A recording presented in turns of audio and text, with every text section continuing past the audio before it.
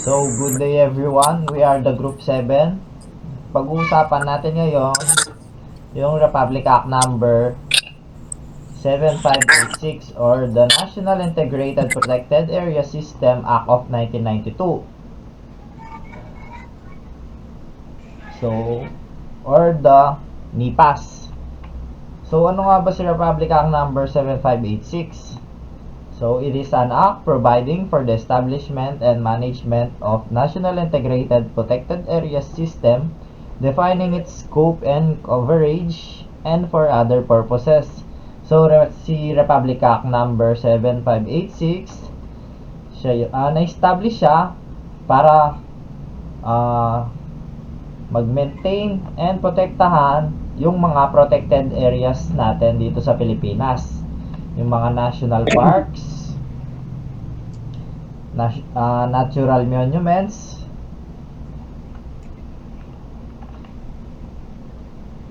so ayun lang. Then next, ano nga ba yung purpose ni Republic Act 7586? Number 1, protect and maintain the natural, biological, and physical diversities of the environment, development, as well as plant and animal life. So, si Republic Act number 7586, siya yung nagpoprotekta and preserving the diverse natural environment, kasama na yung mga plants and animals. Next. Number 2, secure for the Filipino people of present and future generations all native plants and animals. So, si Republic Act number 7586, ini-ensure niya para maprotektahan yung mga native plants natin and animals for the benefits ng ating mga present and future generation natin. Kaya kasama yung mga future generation natin para makita pa nila yung mga plants and animals, kasi marami ng mga endangered species sa ating Pilipinas na kailangan protektahan natin sila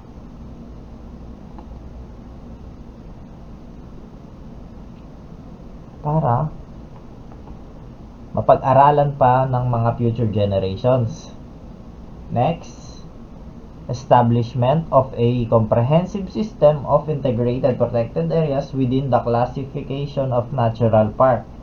So, na-create si 75 RA 7586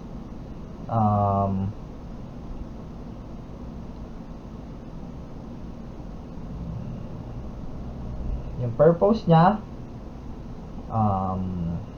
creating a thorough system para sa protected areas ng Pilipinas.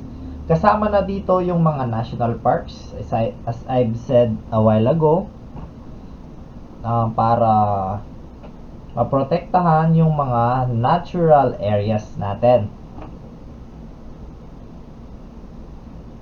Next purpose, outstandingly remarkable areas and biologically important public lands, habitats ay public lands.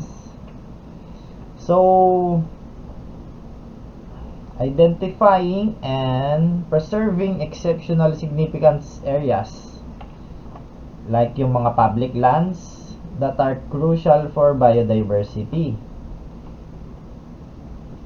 Next, habitats of rare and endangered species of plants and animals. So, sinipas,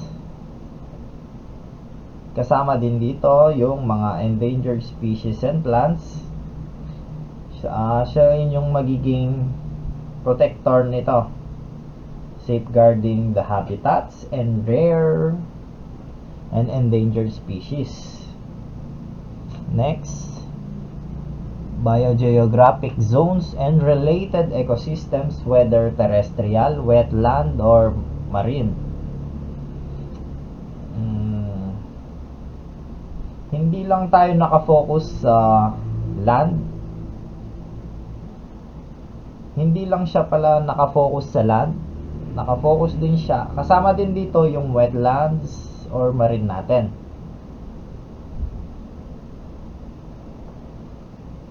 Next, proclaim as protected areas. So, yung mga protected areas natin, ito, good example for this is yung 100 Islands. Pero marami tayong mga protected areas dito sa Pilipinas. Pero hindi ko na iisa-isayin yun kasi masyado silang marami. Next, sa Republic Act 7586, Section 3, Categories A, Strict Nature Reserve or Natural Park. Yung mga natural parks like yung Puerto Princesa. B, Natural Monument, Wildlife Sanctuary. Yung mga natural monuments, yung mga Chocolate Hills. C, Protected Landscape and Seascapes. Mga protected landscape and seascapes, like yung good example for this is yung Siargao. Next is yung resource reserve, natural biotic areas, and other categories established by law, conventions, or international agreements which the Philippine government is a signatory. So, next tayo sa Section 4, Definition of Terms. Number 1, Integrated Protected Area System or the NIFAS. Is the classification and administration of all designated protected areas to maintain essential ecological processes and life support system to preserve genetic diversity, to ensure sustainable use of resources found therein, and to maintain their natural condition to the greatest extent possible. So, SINIPAS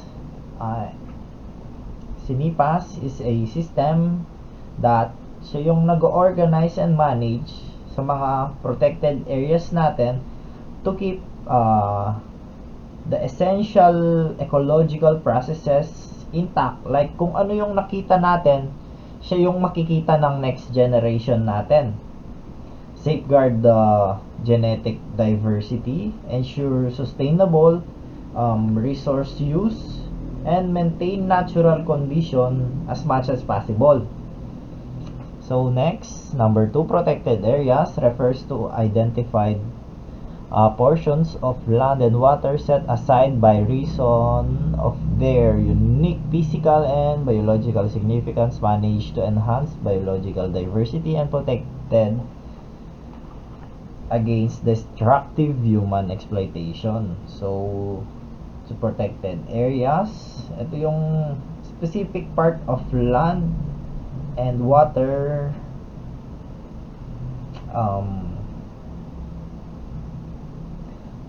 marami tayong protected areas in the Philippines na kailangan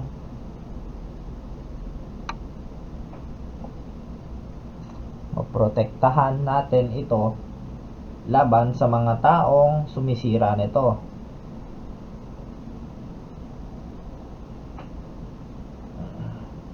So, yung mga protected areas, they are managed to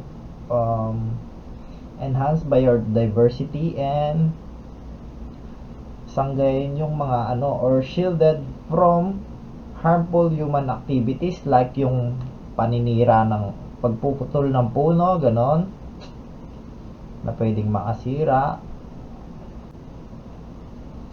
Next naman, yung buffer zones are identified areas outside the boundaries of and immediately adjacent to designated protected areas pursuant to Section 8 that need special development control in order to avoid or minimize harm to the protected areas. So, yung buffer zone, para siyang boundary na nagbubuklod sa protected areas. Parang siya yung gate para maiwasan yung mga or ma-minimize yung mga harm na pwedeng makasira sa protected areas.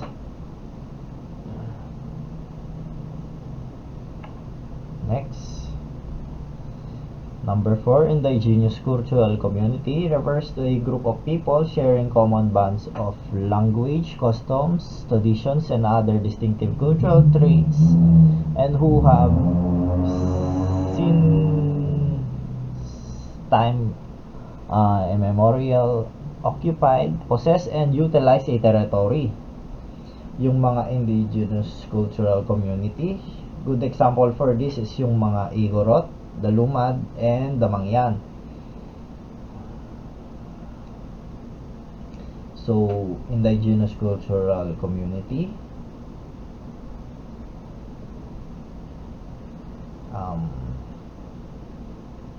ayun nga, yung mga group of people na kung saan they are sharing the common bonds of language. Next, number 5, it's a typo error. Natural monuments is a relative small area focus on protection of small features to protect or preserve naturally significant natural features on account of their special interest or unique characteristics.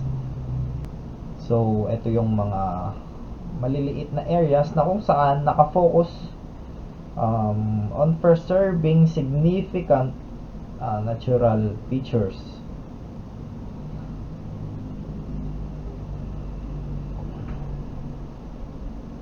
Good example for this is yung Chocolate Hills sa Bohol. Next. Natural park refers to a forest reservation essentially of natural wilderness character which has been withdrawn from settlement, occupancy, or any form of exploitation in conformity with approved management plan and set aside as such exclusively to conserve the area or preserve the scenery, the natural and historic objects, wild animals, plant therein, and to provide enjoyment of these features in such areas. So, yung natural parks,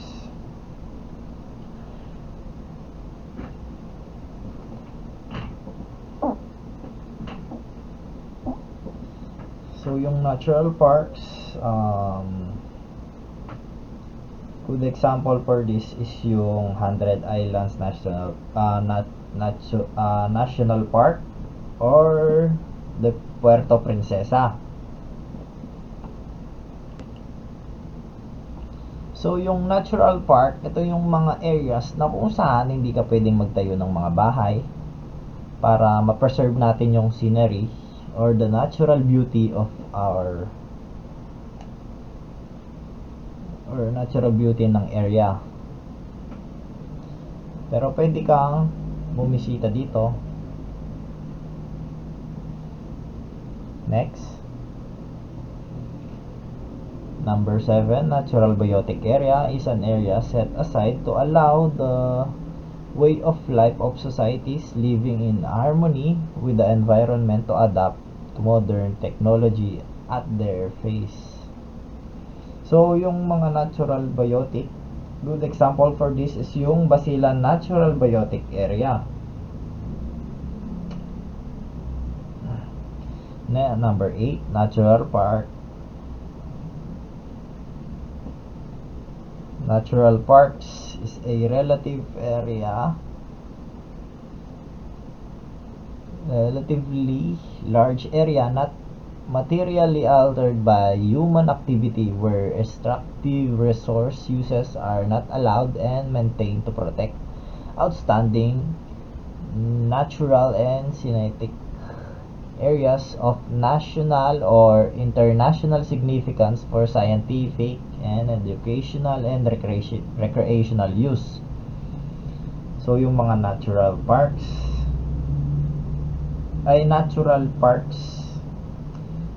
ito yung good example for this is yung Mount Isarog Natural Parks sa Camarines Sur. So sa natural parks pwede tayong mag-ano dito, marami tayong pwedeng matutunan dito. Pwede kang mag-recreational use or for educational purposes. Pwede mong pag-aralan yung mga natural park, pero hindi ka pwedeng magtayo din ng mga bahay dito.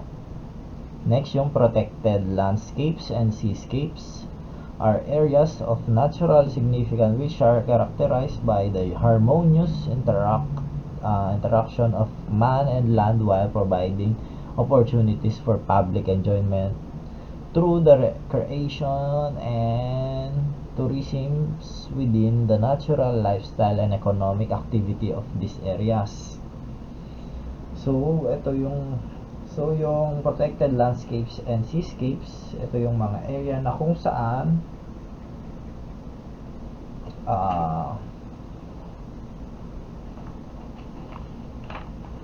pwede kang mag-enjoy dito. Pwede kang mag-swimming. Magandang good example for this is yung Siargao Island Protected Landscape and Seascapes.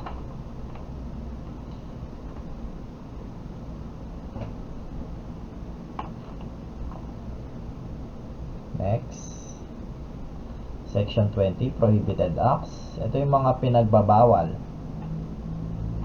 sa Republic Act 7586. A. Hunting, destroying, disturbing, or mere possession of any plants or animals or products derived therefrom without a permit from the management board. So, bawal ka daw kumuha ng mga plants or animals sa protected areas without a permit from the management. And then, bawal ka rin magputol ng mga puno. Next, dumping of any waste products detrimental to the protected area or to the plants and animals or inhabitants therein. So, yung mga pagtapon ng basura sa protected area is prohibited din yon, na pwedeng makasira sa mga plants, and then pwedeng ikamatay ng mga animals kapag, for example, nagtapon ka ng mga toxic products sa protected areas, tapos kapag nakain ng animals yon, pwedeng ikamatay niya yon. The next, use of any motorized equipment without a permit from the management board. So, bawal ka din gumamit ng mga motorized equipment. Next is yung mutilating, defacing, or destroying objects of natural beauty or objects. So, dito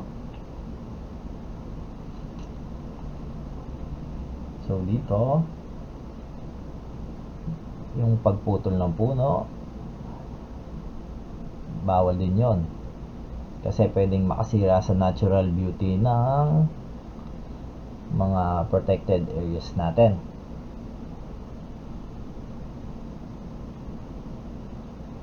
Next, damaging and leaving roads and trails in a damaged condition. So, bawal kang manira ng mga daan. And then, like yung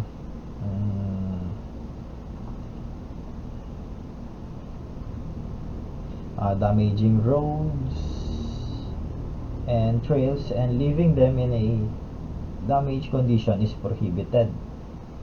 So this ensures safe and sustainable access to protected areas for visitors and wildlife.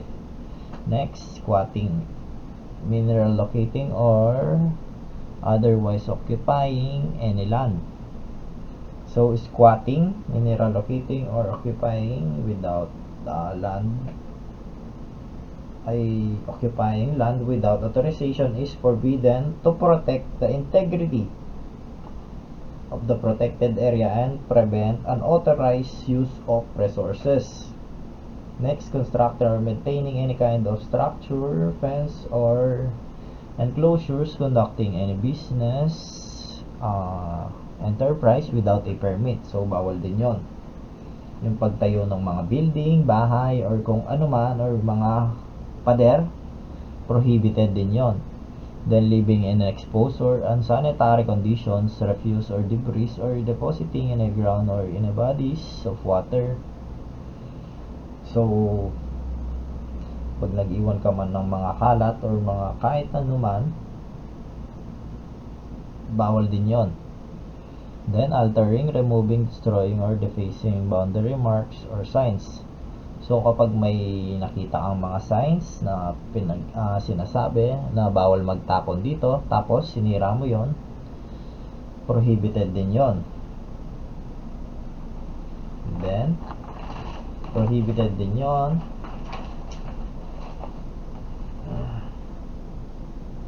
kasi yung mga marks na yon and signs, siya yung parang guide na protected areas, nandito ka sa protected areas. Next, penalties sa RA 7586. Any of the offenses in the preceding section shall be fined in the amount of not less than 5,000 pesos nor more than 500,000 pesos, exclusive of the value of the thing damaged, or imprisonment for not less than 1 year but not more than 6 years or both as determined by the court. So ayun nga, may fine ka na ranging from 5,000 pesos to 500,000 pesos. Hindi pa kasama yung mga na damage mo sa lugar. Kunwari, nakaputol kang puno, ay pumutol ka ng mga maraming puno. So, hindi pa kasama yung damage na yon. And then, pwede kang makulong ng minimum of 1 year and then maximum of 6 years. Kung ano yung maging desisyon ng court.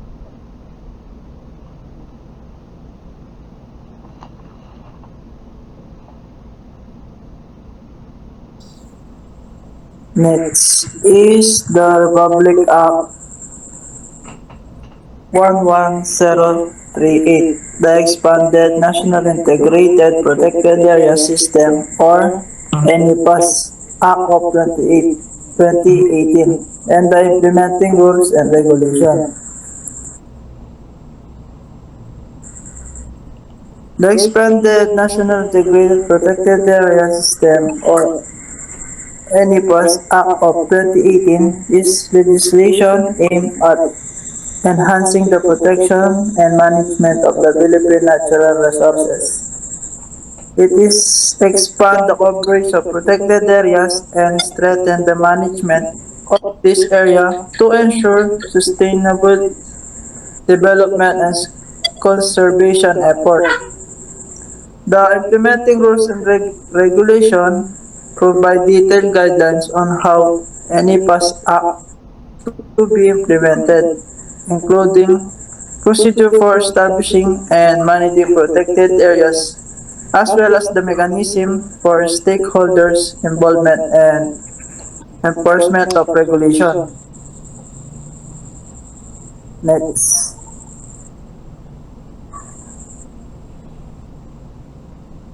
Definition of terms. Purpose of this act. The following terms shall be defined as follows. A. Biological diversity or biodiversity refers to the variability among the living organisms from all sources including inter alia, terrestrial, marine, and other aquatic resources, ecosystem, and ecological complex of which they are part of. These include diversity within species, between species, and of the ecosystem. Letter B. Bioprospecting refers to the research, collection, and utilization of biological and genetic resources for purpose of applying the knowledge of derived therefore solely for commercial purpose. C. Buffer zone refers to identify areas outside the boundaries of and immediately adjacent to designated protected areas that need special development control in order to avoid or minimize harm to the protected areas. D. By product the derivatives ref, refers to the parts taken or substance extracted from wildlife in a raw or in a processed form. Letter E.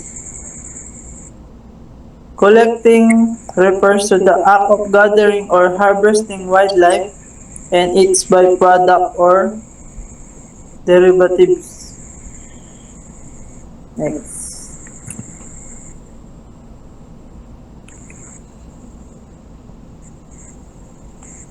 Letter F.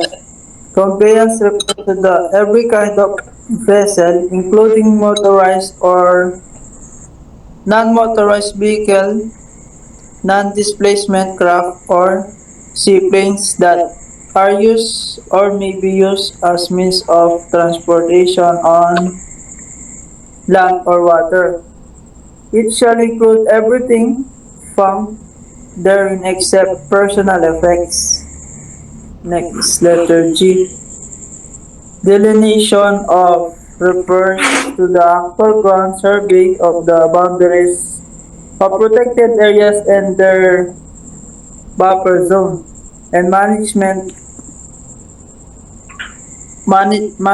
zone using the global positioning system or GPS or other applicable survey instrument and technologies with the intention of producing a map of the area. Letter H.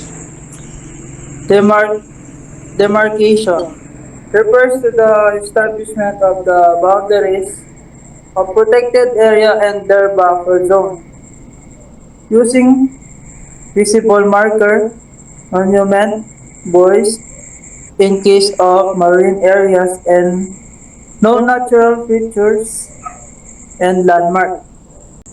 Letter I. Economic ecosystem good and service refers to the multiple of the material and non-material provision and benefits from healthy ecosystem necessary for human sustenance, well-being, and survival, including support processes, provisioning and environment regulating service, and cultural resources prevention service. Letter J. Endemic species refers to the species or subspecies of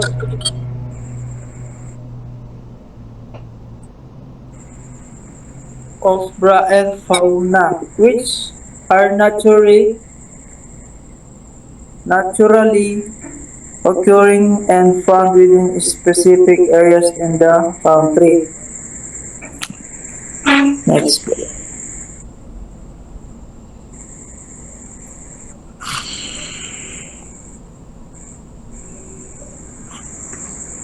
Quarrying refers to the process of extracting, removing, and disposing sand, gravel, guano, limestone, and all other resources used as building and construction materials that are found within the protected areas.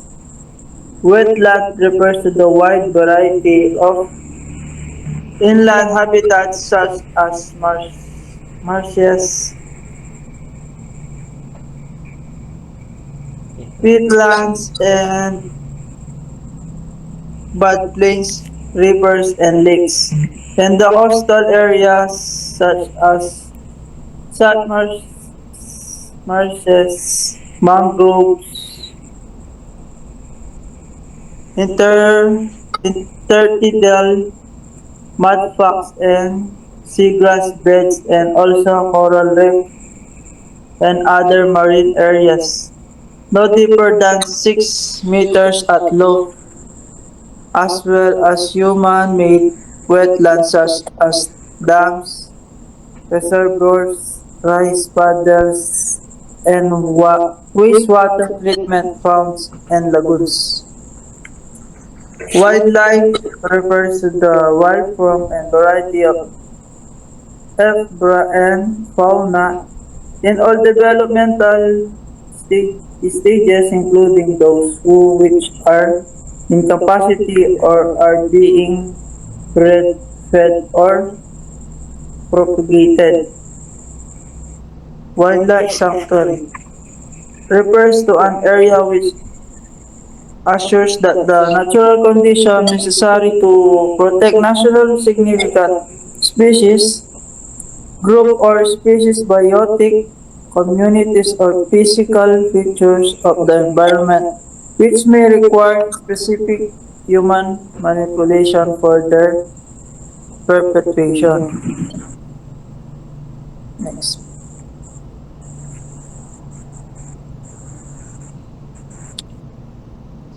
Prohibited acts and prosecution and penalties of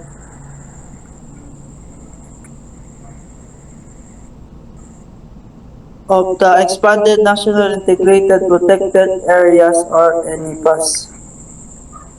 First,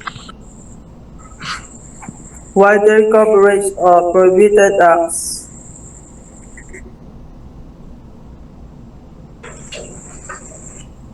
First is the poaching or killing, distributing wildlife. Next, using any fishing practice that destroy habitats. Third one is kaingan or any matter that causes forest fire.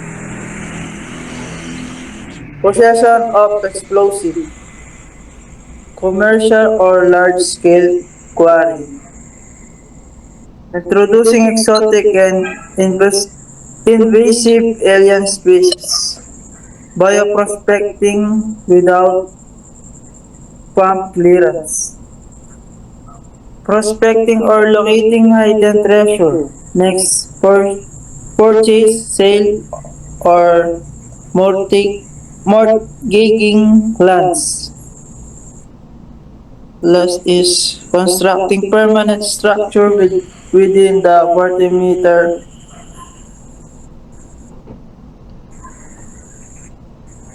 next one.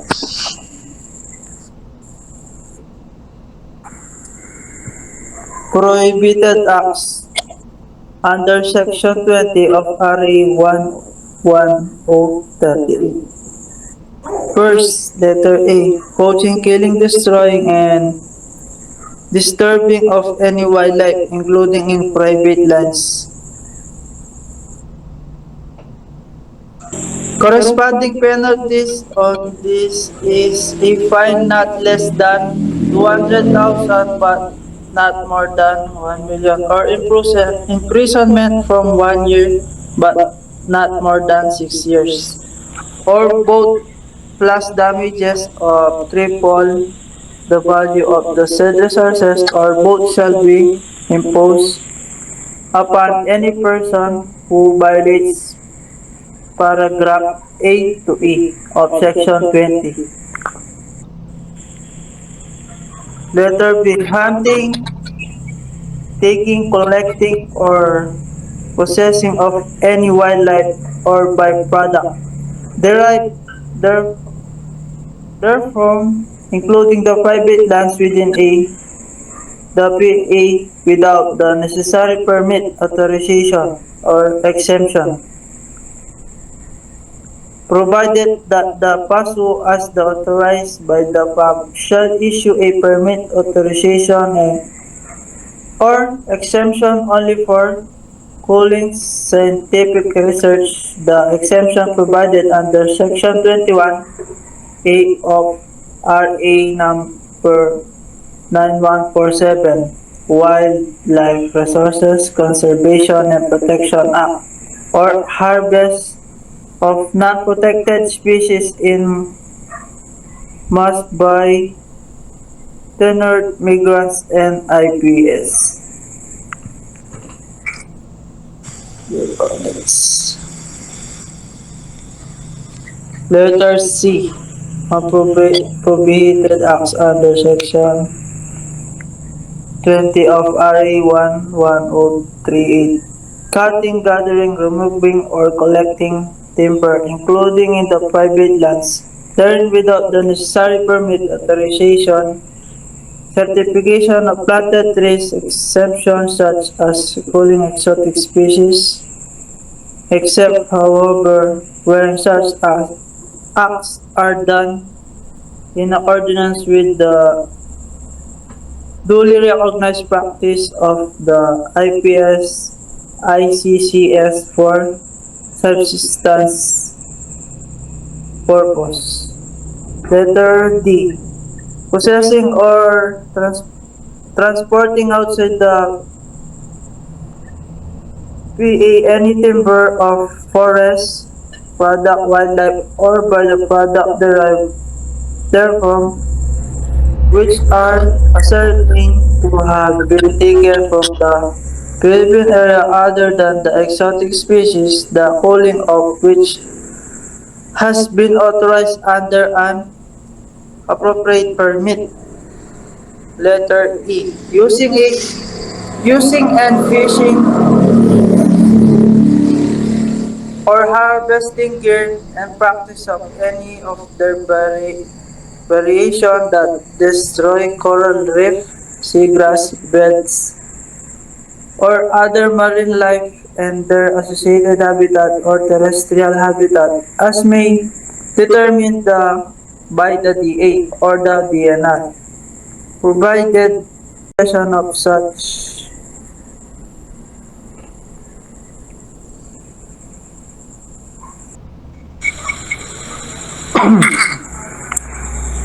Next, letter F. Dumping, throwing, using, causing to be dumped or placed in the Philippine area of any toxic chemical, noxious or poisonous substance or non-biodegradable material,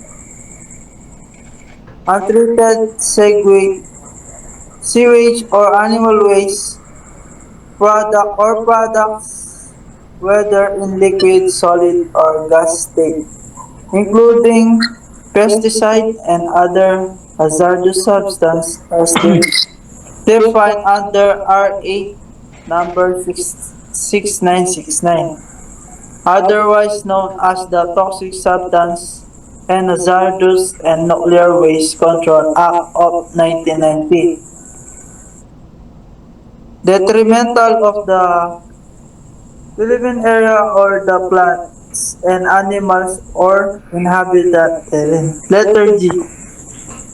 Operating any motorized conveyance within the Philippine area without permit from the PAM except when the use of such motorized conveyance is only practical means of transportation of IPS and CCS in assessing their ancestral domain or land. Letter I. Altering, removing, destroying, or defacing boundary mark on or signs. Letter I. Engaging in kaingin or in any matter causing forest fires. The corresponding penalties on this letter F, G, H, and I are a fine of not less than 200,000 but not more than 1,000,000 or imprisonment from 1 year but not more than 6 years or both shall be imposed upon any person who violates paragraph F to N on section 20. Prohibited Act under Section 20 of RA 11038. J. Mutilating, defacing, destroying, subjugating, vandalizing, or in any manner damaging or any natural formation, religious, spiritual, story sites, artifact, and other object of natural beauty. Same value or object of interest to IPS, IGCS. K. Next. Damaging living road and trials in a damaged conditions. I. Littering or depositing refuse or debris on the ground or in bodies of water. M. Possessing or using plastic cups or exclusive anywhere within the PA. And occupying or dwelling in any public land within 200,000 but not more than 1 million or imprisonment from 1 year but not more than 6 years. Or but shall be imposed upon any person who violates paragraphs 2 of Section 20 therein. Next. O. Construct, erecting, or maintaining my kind of structures. Fence or enclosures, conducting any business enterprise within the PA without prior clearance from the PAMB and permit from the DNR, or conducting these activities in a manner that is inconsistent with the management plan daily approved by the PAMB. P. Undertaking mineral exploration or extraction within the PA. A fine of not less than 1 million but not more than 5 million, or imprisonment from 6 years but not more than 12 years, or both shall be imposed upon any person who violates paragraph O to B of Section 20. Next. Q. Engaging in commercial or large scale quarrying within the PA. F. R. Establishing or introducing exotic species, including GMO or invasive alien species within the PA. S. Conducting bioprospecting within the PA without prior pump clearance in accordance with existing guidelines, provided that in the addition to the penalty provided there in any commercial use of any substances derived from the permit bioprospecting within the PA will not be allowed, and all revenue earned from illegal commercialization thereof shall be for and deposited as part of the AFAF. A fine of not less than 1 million but not more than 5 million. Or imprisonment from 6 years but not more than 12 years. Both shall be imposed upon any person who violates paragraphs O to V of section 20. Yes.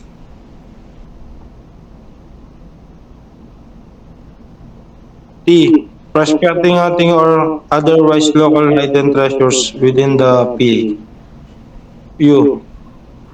Purchasing or selling, mortgage, mortgaging, or leasing lots or other portions of the PA which are covered by any general instrument.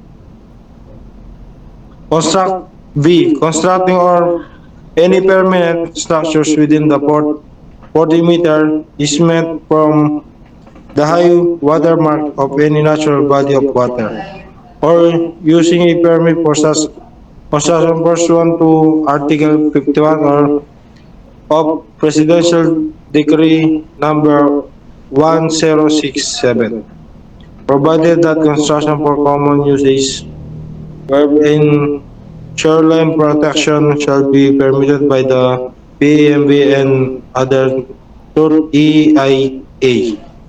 A fine of not less than 1 million but not more than 5 million, or imprisonment from 6 years but not more than 12 years, or both shall be imposed upon any person who violates paragraphs O to V of section 20. Next. DAO 2019-05, implementing rules and regulation of Republic Act number 11038, expanded nationally integrated protected area system. Any pass Act of 2018. Next. Establish of 90 PS within the classification of national park pursuant to the Constitution. Example, under the which means designation specific regions or protected area within strict regulation to converse their natural culture and historical values. Next, expansion of PAMB composition. Example, which aims to ensure that the management of protected areas incorporates diverse perspective, expertise and interest leading more than exclusive decision making process and effective conservation efforts. Next, creating of PE management office is which involve establish a dedicated administrative body responsible for overseeing the management and conservation activities within a protected area. Next is clarification of the integrated PA fund. Is financial mechanism that consolidate resources from various sources to support the management and conservation of protected areas. Next.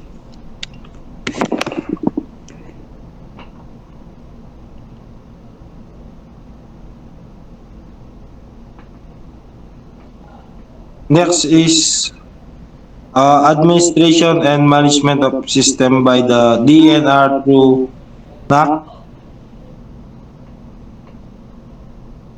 through BMB. Example is involve overseeing the paying implementation or coordination of conservation effort across all protected areas. Next is designation of buffer zone by the DNR open recommendation of the PAMB. Example is involved identifying delineating areas surrounding protected areas to mitigate human impact and provide additional protection to the core conservation areas.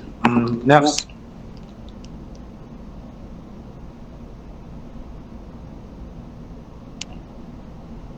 Recognition of existing local communities, township, and town centers.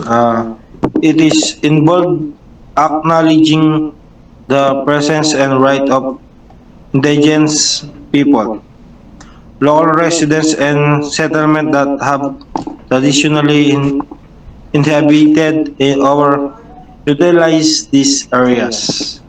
Um, Next, recognition of territories and areas occupied and conserved by ICCS IPS. Um, is involved acknowledging their ancestral domains and customary land use productive within protected areas. Next is granting of tax exemption is allowing involved carefully balancing conservation object within sustainable energy production.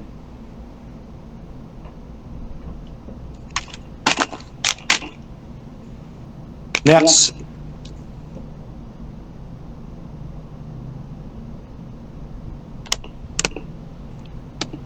with the coverage of prohibited act involved broadening the scope in activities that are not allowed to ensure the effective conservation and protection of these areas. Next is imposition of higher fines and penalties.